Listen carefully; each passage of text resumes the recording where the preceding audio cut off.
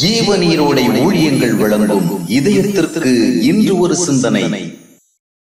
துவக்கமும் முடிவும். சாமுவேல் என்ற மிகப்பெரிய தேவனுடைய தீர்க்கதரிசியின் தீர்க்க தரிசனத்தை கேட்டு ராஜாவாக தன்னுடைய வெற்றியின் வாழ்க்கையை ஆரம்பித்தவன் சவுல். அதே சவுல் இறுதியாக தேவனுடைய பார்வையில் மிகப்பெரிய பாவமாக சித்தரிக்கப்படும் குறி சொல்லுதலை தொழிலாக கொண்ட ஒரு பெண்ணிடம் குறி கேட்க சென்று தன் வாழ்க்கை அத்தியாயத்தை முடித்தான். துவக்கங்கள் எவ்வளவு மகிமையாக இருக்கின்றது என்பதை விட தொடர்ச்சிகளும் முடிவுகளும் எப்படி அமைகின்றன என்பதே முக்கியம். திருமண வாழ்க்கைகள் பொதுவாக எல்லோருக்கும் குதூகலமாக, கொண்டாட்டமாக, கோலாகலமாகவே ஆரம்பிக்கின்றன. ஆனால் அந்த குதூகலத்தை தொடர்ந்து கொண்டு செல்லுவோர் வெகு சிலரே.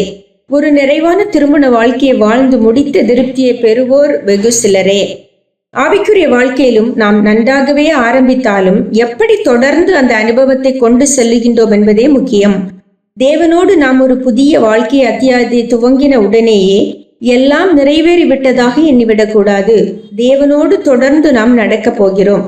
அவரோடு இணைந்து செயல்பட போகிறோம். அவருடைய நோக்கங்களை உணர்ந்து செயல்படுகிறோம். அங்கேதான் மிகுந்த ஜாக்கிரதையும் கரிசனையும் தேவைப்படுகிறது.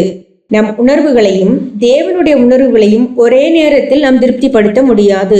நம் வழியிலும் தேவனுடைய வழியிலும் ஒரே நேரத்தில் நாம் நடக்க முடியாது. சவுல் தேவன் கொடுத்த கடமையை நிறைவேற்ற புறப்பட்டான். ஆனால் தன்னுடைய சுய உணர்விற்கு நலமாக தோன்றியதையும் செய்ய முற்பட்டான்.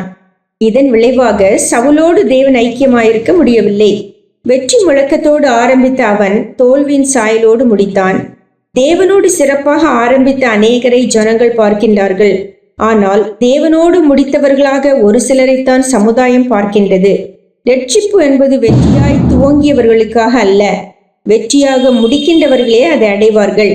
தாழ்மையோடும் கீழ்ப்படிவோடும் தேவனோடு நடக்க பழகிவிட்டவர்கள் வெற்றியோடு யாத்திரையை முடித்து தேவனோடு அரசாளுவார்கள்.